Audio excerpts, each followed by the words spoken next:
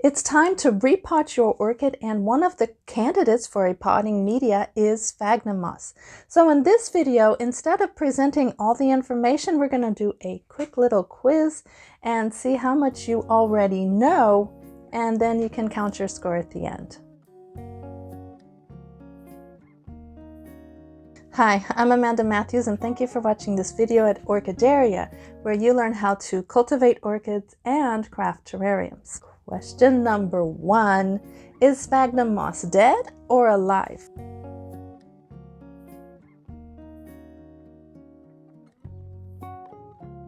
Well, this sphagnum moss right here is you're going to buy in bundles or from shops like this. That is definitely dead. It's not going to revive. It's not like the vivarium sphagnum moss where you can buy it alive. So sphagnum moss that will be planted in your pot will not come alive. That green that grows on top of it is algae. That algae loves sphagnum moss because it loves the same conditions that sphagnum lives in. So if you start to see that green, it's not because your sphagnum is alive and growing, it's because you have algae in your orchid pot. So if you got that one right, give yourself 10 points. Question 2, what makes a good quality sphagnum moss?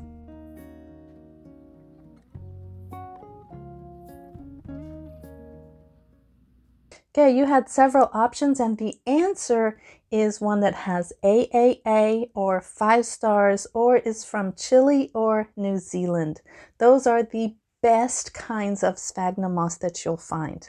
Now the one from Chile is harder to find. It's also a little bit more expensive, but it is extremely great inside an orchid pot. It can actually last for 5 years. It grows next to the Andean mountains. This sphagnum moss can grow up to 30 centimeters in height. And it's fluffy. It looks almost like a tiny foxtail. That quality sphagnum moss is going to last 5 years. Now this stuff that we buy online is going to last anywhere from 6 months to probably a year. If you pay a little bit more for it, you can get it up to 2 years, but you will have to be repotting. There are some brands that dry out extremely quickly and that I do not recommend at all. So when you are looking for a good quality sphagnum moss, you are going to look for AAA.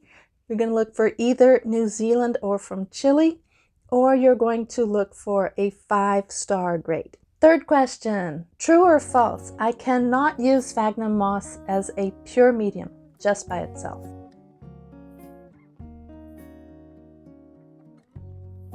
Well, that's false. You actually can, and it's great for some orchids. For example, orchids that have come out of ICU or have poor roots or are seedlings are going to be planted in pure sphagnum moss.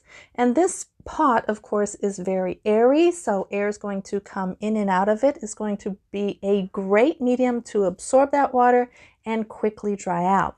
So it's great for seedlings. It's also great for some orchids that have very fine roots, or you are rehabilitating them back to life. Next question, can I reuse sphagnum moss? Yes or no? Now this actually is a trick question because online, if you look at this, the majority of the answers you're going to find is yes, you can reuse sphagnum.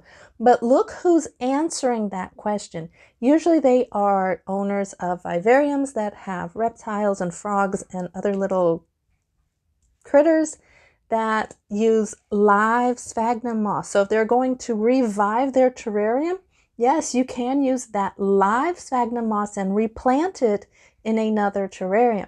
But this stuff that we buy online for our orchids is not live. This has actually been set out to dry underneath a shade cloth, and that kills all the bacteria that's in them, that kills all the life actually that's inside of it, so you don't get any seeds. The worst thing that you can have when you repot is something that you got from nature and you put it in your pot, and then all this 6 months from now you're growing other plants that you had no idea you wanted inside your terrarium. So no, you do not reuse sphagnum moss for orchids ever. When you repot this, you need to throw it away. There are reasons for that. And the first one is that over time, sphagnum moss will lose that fluffiness that it has. And of course, this is compacted. I just pulled it out of the bag. So of course it looks like, it looks like dry paper. And this quality is awful because look how much dust is in there. I mean, can you see that? There is so much dust in here, and the strands are not that long. The longer the strands that you have on your orchid, on your sphagnum moss, the better quality it's going to be. So why are you going to throw away all this sphagnum moss? Well, first, over time, it's going to lose that fluffiness and it's going to compact inside that pot. So your roots aren't going to get air, and the more compacted it is, the less water it will absorb. This will promote root rot, and the sphagnum moss then promoting root rot inside your pot, becoming extremely acidic, which also accelerates the cycle of killing your roots. So don't ever reuse sphagnum moss. How many points you have so far? What makes sphagnum moss so different than other orchid potting media?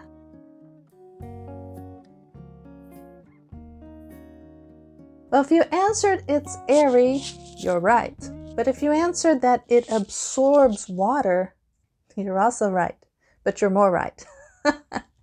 So give yourself 10 points no matter what you answered, because the best thing about sphagnum moss is its quality to absorb water. It can absorb up to 20 times its dry weight in water. That is amazing. So you actually can use a tiny, tiny, tiny amount of water, and it will absorb that water and slowly release it over time.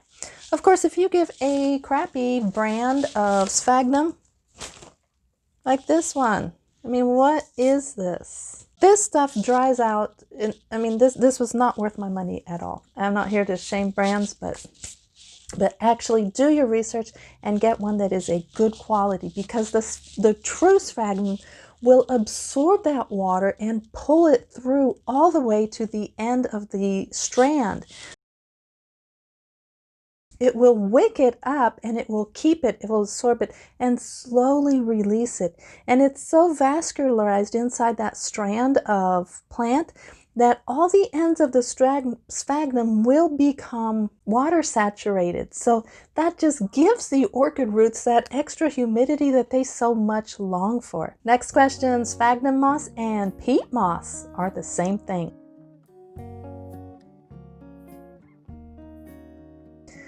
No, don't buy peat moss. Just please, for everything that's sacred, do not buy peat moss. Peat moss is only good for terrariums, and I'll show you. This is peat moss.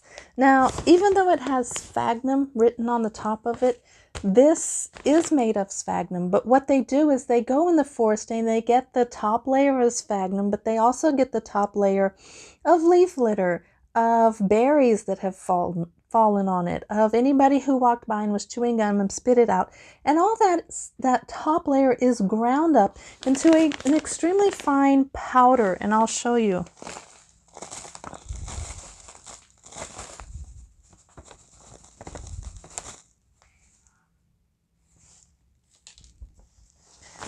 Now, peat moss, although it has sphagnum written on it, it does nothing for your orchid, nothing. It's kind of like the stuff that you clean out of your vacuum cleaner.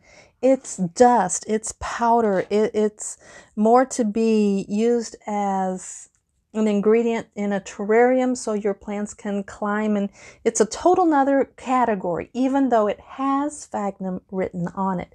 So stay away from peat moss. Next question, Spanish moss is almost the same as sphagnum moss.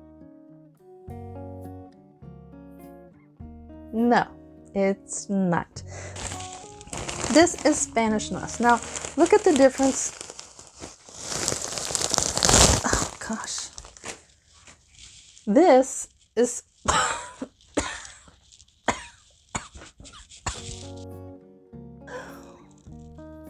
a Spanish moss.